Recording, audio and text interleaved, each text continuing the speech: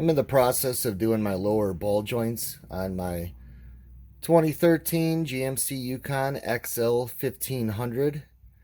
And I wasn't going to do a video on this one because there's quite a few videos, maybe not necessarily right in my year range, but ball joints are usually pretty straightforward. But the reason I wanted to do it was the few videos I reviewed before I did this, I didn't see any of them where the ball joint was staked. Unlike a front wheel hub, you got that, like you'll have those axle nuts that are staked. I've seen it a lot on the imports. But basically, I'm going to show you on the other side a little closer. But where it was staked, I got it to flatten out. I basically air chiseled it.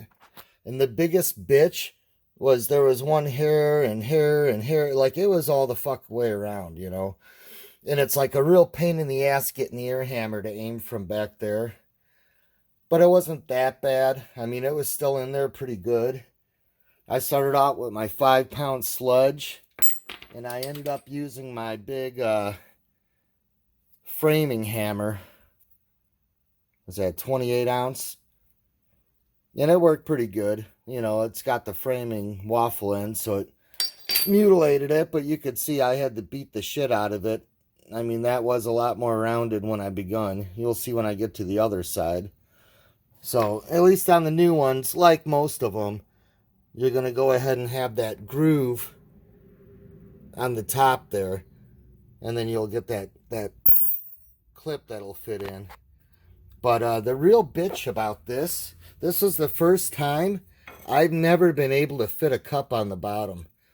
Now, as you can see, this cup right here, and I got that general kit that probably everyone's got a variant of, the OEM. I'll post the part number now.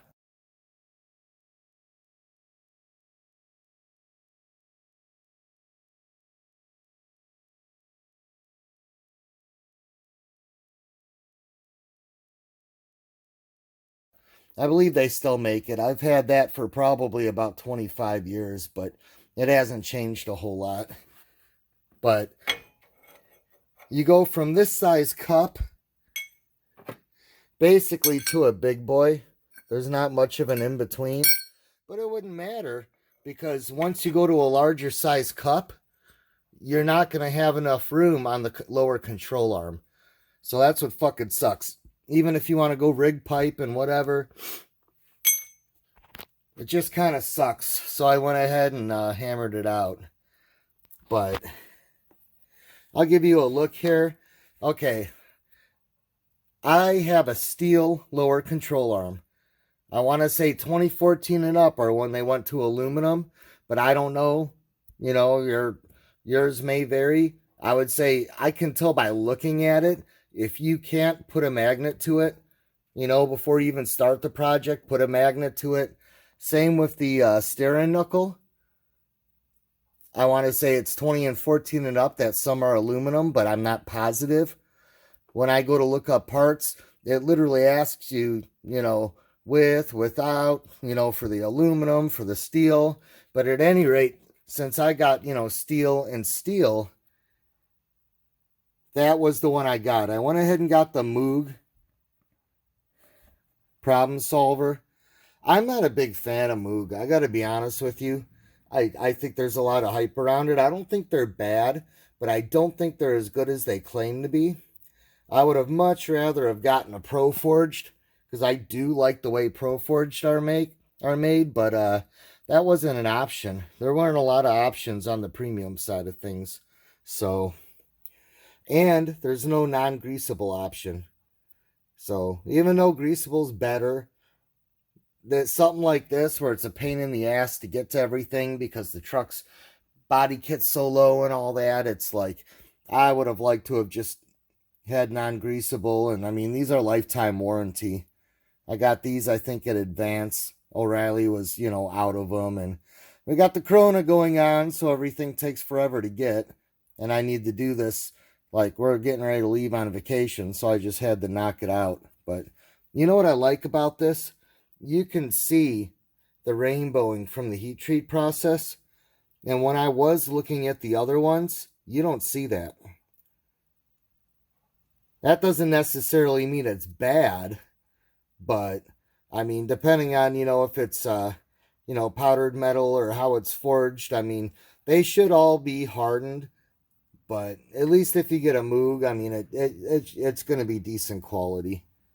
So, a lot more splined on this one than the stock one. I don't know if it's because they knew they were going to stake the shit out of it. You can actually see, there you go. You can see where it got staked. And like I said, I'm going to show you on the other side. Sorry, I'm not putting the headband on and GoProing it for you and all that, but I only got a couple hours to knock out both sides. I got to do lowers on both sides. So, I'm in a hurry. But again, I'll show you the part that you'd want to know, because that's always the fun part. They can't just make it where you take the rivets off or where it slides in and then you get the 3 bolts. I mean, no, it's got to be typical, a little bit harder. But I'm going to go ahead and get this one in. I went ahead and cleaned it with a light wire wheel, and I'm even going to oil it. Normally, I'm not a huge fan of oiling stuff like that, but because we got that clip, I'm not too worried. So I'll put a little light oil in there. And it looks like the cup is probably going to work just right. Let me try to line this up here. The cup's going to work just right for the bottom. So we should be able to press that bad boy in. So let me go ahead and pop that in. And like I said, I'll show you the stakes on the other side before I air hammer it. Then you kind of know what you're getting into. Another thing I'll say, I may have to angle the light. Of course, bungee cord city. You know how suspension is. We got the caliper bungeed up there. I got the steering knuckle bungeed. You don't have to take off the rotor, but it makes it easier. And besides, we literally, my wife and I, put 150 miles, 160 per week, all mountain driving. So we go through rotors in about 6 months. So I'm going to cut those while they're off. But I mean, they're easy to take off, And even as far as the brake caliper, you could take the whole assembly off with the bracket. But I mean, at that point, it's like, it's not that much work. Take it off. That's your opportunity. Make sure everything looks good. Clean everything. Throw a little anti-seize on your threads while you're down there. Push your piston back in. Exercise it a little bit. But I left the tie rod on. That probably would have been easier without, but it wasn't that bad. If anything, it helps keep this up because it's heavy, along with the bungee. But we'll see if it makes it. I think if anything, it'd be a little harder to get back in with the tie rod end on there. But I don't think it'll be that bad. I'd rather not take the tie rod end off if I don't have to. That's just a little unnecessary mutilation. Okay, I went ahead and got my my big old ball joint C-clamp all chucked up, so you can kind of see the what cups I used. So we'll see if this right here gives me enough room. I think it will. If not, when we get to that bridge, we'll see. But yeah, that's like, I can wedge my finger in there, and I got plenty right there. So as long as this stays lined up right, we should be all good. We start cranking. Alrighty, that worked flawlessly, like butter. I didn't even put a cheater bar on there right until the end, just to make sure I cinched it in really, really good. But that was effortless. That's the way I think you should do it. I mean, don't get me wrong. You can pay double or triple and replace the whole damn control arm and cheat, but then you're going to get a control arm that's inferior to your factory part. But however you want to do it. Okay, so I went ahead and I just dismantled it. So you got your hole, right, for this to guide through. Your bottom cup is going to be this one. And you want this pattern down so it fits into there, right? This up, which has all the different little cup diameters, the little grooves, right? This cup, which you could see goes right about there. Let me give you a better view of that. 1, 2. So it's in like the, not this one, like the third little stair down. Okay. Then on the top, you're going to use this little piece, which you could see plenty of room. And then that one will go, you know, like on top. And then you want this guy right here. And basically, I lined it up. I put this side down so it fit in the groove. And then the bottom of the worm gear fit really nice right in there. So the only trick is you got to hold this in place first, you know, and then put the C-clamp on. Otherwise, you're going to have a hard time. But I'm going to go ahead and get my snap ring in the groove. So let me go grab a pair of snap ring pliers. Okay, I'm using my big snap ring pliers. I'm a little excited. I bought this kit from Harbor Freight probably about 2 years ago. And knock on wood, every time I've tried to use it, the fitment just wasn't right. So I'm a little bit excited. I went ahead and put my 90-degree attachments on. The only bummer was these didn't get close enough, so I had to hook one in and then stretch out to get that little gap with my fingers. But I mean, now that it's on, let me show you here. Let me pause it. Okay, what I was going to show you was how it's got that little locking mechanism. Except for, they give you 2 pairs. So I guess the blue is for the external snap rings. And the red are for internal snap rings. So I can't lock open. I lock in the closed position. But as you can see, if I open it up, or if I close it, I'm locked. But it's a lot easier to open up. But yeah, that kind of gives you an idea. That was a perfect fit. Not that I'd expect any different from Moog, but all I gotta do now is take some probably long nose, pop that dust cap out, and we'll get the zerk fitting. They gave us a 90-degree one. So let me go ahead and figure out what wrench size that is, and we'll throw it in the video. Okay, I got that zerk in. It ended up being 3/8. Remember when you put them in, you know, to hold down with one finger and give it some pressure, because these things are like semi-self-tapping. So you don't want to start just round-robining it and screwing it up. But if you're in a pinch, 10mm was damn close, but the 3/8 fit a little bit better. So once it got a little bit snug, I had to choke up a little bit because it wanted to flex my wrench. It was pretty snug. Of course, I wanted to stop here, and I wanted to put it facing back. I prefer not to have the weather always hitting it. It'd be nice if they gave you a dust boot, but either way, I think I prefer it in the back. When I get it together, if that doesn't work good, and I end up deciding to reposition it, I will add that in there. If I don't add that in there, that's how I rolled. So that's about it. I'm not going to go into all the putting everything back together, because that part's, you know, pretty straightforward, and there's a lot of videos on that. So basically, I just wanted to show you on this 2013 when it had stakes, and what that Moog part number, let me throw that up there again, Kind of so you can see what that K6541's like.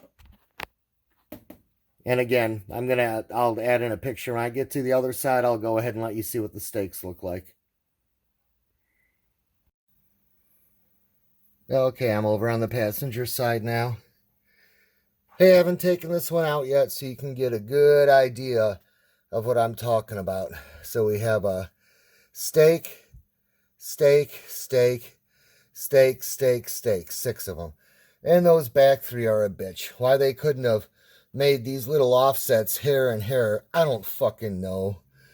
You know, they do that shit purposely. I know they do. They want somebody to give up and, oh, I'll take it in and give you $300 a ball joint. But yeah, you can kind of see. And I'll show you what it looks like after I air chisel it. Actually, before I air chisel it, I'll give you an idea. There you go. And yes, Camel and Household. What everybody says, oh, that sucks, don't buy that. This tool's probably 18 years old. Still going. Still going. But now, I don't know, there's Harbor Freight and everybody buys cheap tools. Everybody gets it now. Buy fucking 12 of those for the price you'd buy a Snap-on. But yeah, I'm going to have to go ahead and walk the dog on this one. You can also see that nice top right there. It's not going to stay nice, though. Because even with those stakes taken out, it's in there. You know, and you don't get the stakes perfect. You get it close enough to take off probably 95% of the resistance. But it's still going to have to umbrella in a little bit. So, again, this is a 2013. I got 153,000. My wife and I have put 54,000 on it. We bought it with 99,000 miles 2 years ago. We take this through the mountains a lot. So it's like, I'm not super surprised, especially since it's not the 2500 suspension. But you can see both sides had about the same amount of play. So we're going to get it replaced. Alrighty. Granted, it probably wouldn't have hurt if I had a fresher bit. This thing's starting to get old. It's been through a lot. But at any rate, that's about as far as I go. You can kind of see. And yes, that one is the bitch. Because my tool wants to be right where the strut is. And I got to be up on a high angle. Granted, if I wanted to fold all this out and all that, I could probably have gotten it a little better. But it made me just slightly get into the arm. But that should be enough for me to start pounding. Okay, I'd say that was probably about a good solid minute of hammering. And you can kind of see what it does. And once you get to that point, it's really pretty easy. And then what I do, can't remember if I showed you earlier in the video, I'm using a 1 1/16 half-inch drive socket. It fits pretty good. And then I take these Nipex. And, sorry, I'm a little out of breath. It's really hot out. And I'm getting old. And I'll just pound it like that. Alrighty, she's out. I'd say about another 30 seconds. Pounding the shit out of it with the mini 5-pound sludge. This side was a little rougher than the other side, but not horrible. But you could see it, once you help out those stakes, it just straightens the rest of it out, kind of. But you got to smash the shit out of it. The great news is, this is the only bitch. I mean, it's not like old vehicles where you had to worry about the coil spring and if your springs were stiff and getting the A-arms together. I mean, this is fucking easy, man. Once you get to this point and you got those little clips, I'm not shitting you. This is a 30-minute job, start to finish, including the brakes, the tire, everything. Maybe not getting it jacked up, depending on your situation. And I mean, if you were in a real hurry, probably even 15 minutes. I mean, it's just, well, let me back up. I'm in the South. I'm in Arkansas. It's like cheating out here. It's not real mechanic work. If you're doing this to a rusty vehicle, it's a whole different story. And I'd be pulling out my oxygen and acetylene bottles. But shit just doesn't rust down here, man. It's like being a dealer mechanic, You're only primarily fixing shit that's brand new. But yeah, that's it. So I'll go ahead and clean that center up and I'll wire wheel it and we are over the hill. Okay, I went ahead and cleaned it up inside, wiped it off with cleaner. I use a brake cleaner because it was quick and easy, but brake cleaner leaves a film. Ideally, you'd be better off using mineral spirits or acetone. I don't think it's that picky. Again, you have a clip. Not to mention, I went ahead and put a little bit of lubrication in there. I wanted a thin oil. I just used some of that 3-in-1. I don't think it's something to be picky about, but we'll see in the comments. You may get somebody flipping out. And I'll let you know if my ball joint magically breaks the clip and slides through. But at any rate, what's nice about this one is that you could just take your hand and kind of push it in there, and it pretty much sits. I mean, I'm sure if I left it for too long, gravity would eventually pull it out. But it's just kind of nice, I've had a lot of them where you almost got to kind of tap them in place to get them to stay. And the thing is when you're setting up your cups and everything, it's just so much easier if it's already kind of there. And the way this one slides in, it's just lined up. You can tell the taper and everything. It's just beautiful. Some of them you end up just slightly, with it cocked, and then you're fighting it 85% of the way with the C-clamp. But these go in really nice. The other thing I want to point out, and I don't see a lot of people doing this in the videos, you want to take these holes and line it up to however you want to have your cotter pin done. If you're confused on a cotter pin, I got a controversial cotter pin video that's also on my channel. But I like mine to basically be going forward and not this way, because I want easy access to both ends when all that shit's in the way. So, I mean, another trick, once it's in, you can spin it. Some of these will either have an Allen key that you could put in or a Torx, and you basically would hold it and use a wrench or use the Torx to reposition. And that can be kind of hard. Once you start setting that into place, it's not easy to turn. This one has a spot. It's almost like a little rectangle. You could fit a flathead in there, but you would have to turn it this way or this way, But my trick is get it lined up where you want it before you slide it in that hole. Then what I do is I spin it up finger tight, okay? Because and I don't use a wrench right away, because usually that few turns when it's starting to snug up is when it's going to shift on you. That's when I take the impact. Except for not that much. I just like doing that. That quick. Just hit it. Smack it full blast with the impact. One quick smack, it's gonna snug it. It's gonna pull that tie rod arm into the steering knuckle, and that shit won't spin on you. So the only thing I'm gonna point out too, depending on what ball joints you get, sometimes the boots have like a little evacuation area, like a little hole, so if it, instead of exploding, if you over grease it, it oozes out. This is just kind of the umbrella style. It'll pick the weakest point and just kind of lift up one of the sides. And this, by the way, you almost feel like it doesn't come with one, but then when you fill it up, it balloons up, which is different than I'm used to. Usually they already kind of have a balloon shape. But mine, it didn't matter on the direction. But some they do. Usually if they do, it'll tell you in the instructions or have a marking. The only other thing I like to do is, with relation to this being most important, I like to have it, I don't know if you'll be able to see it. Nah, it's shadowed. But you could see where it says Moog right there.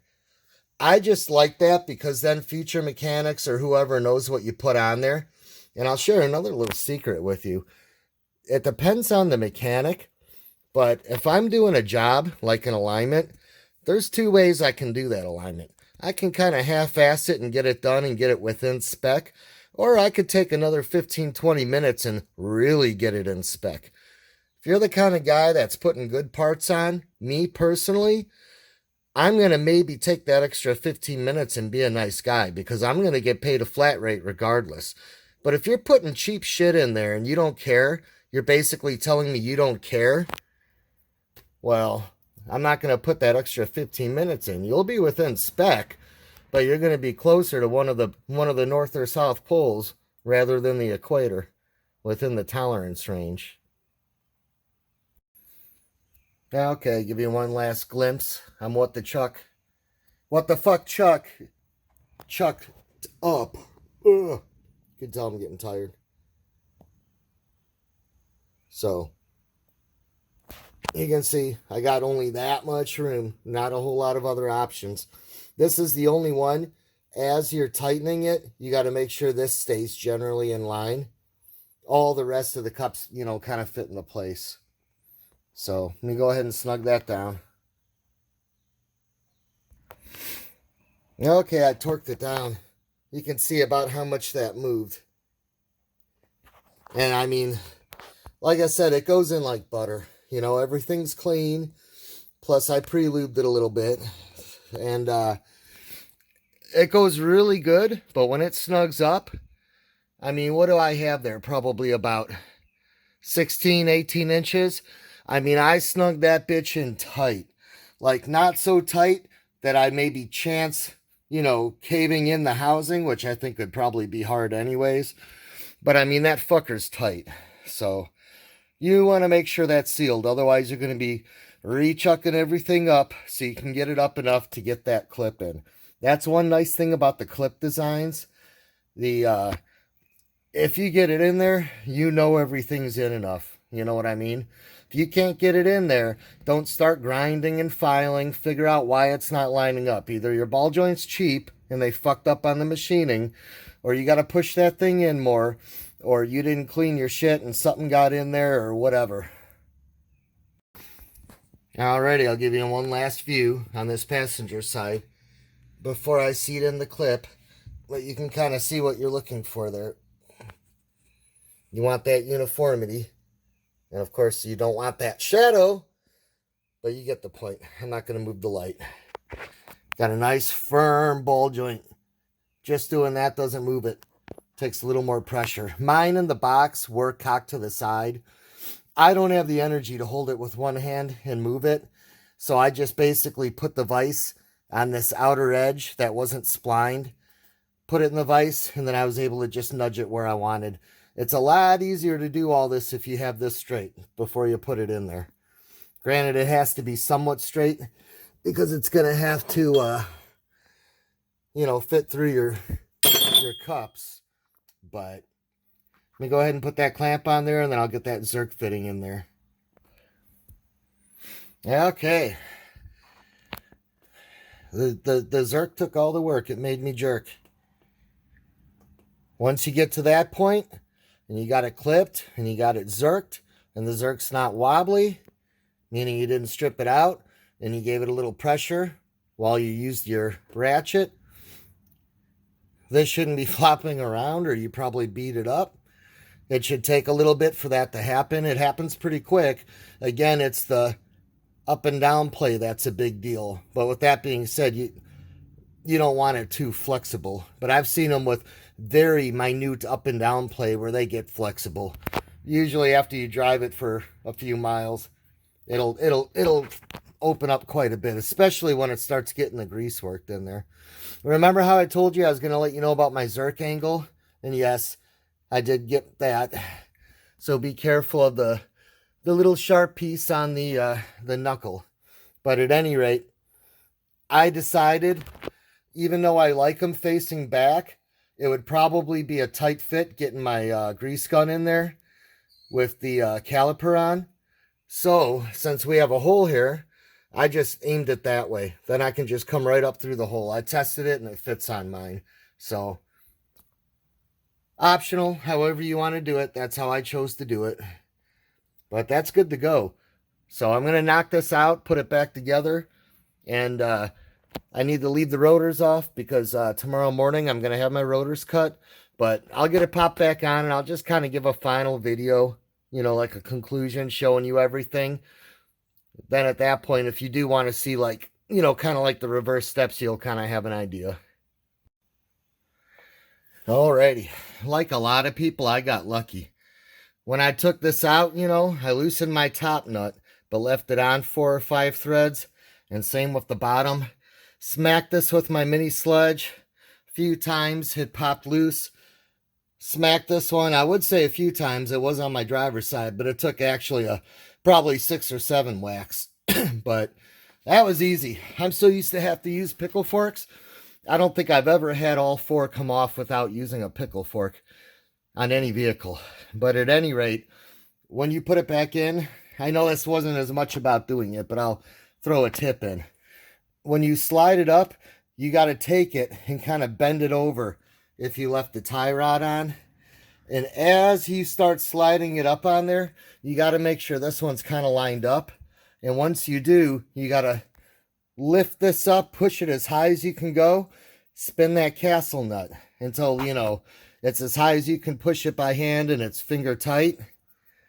And then on that top one, it's not going to clear the hole, but that's pretty simple. My caliper's in the way, but you just take a crowbar. You know, I got my old trusty dusty PT tools, and you wedge it in there, and all you got to do is kind of tuck it under the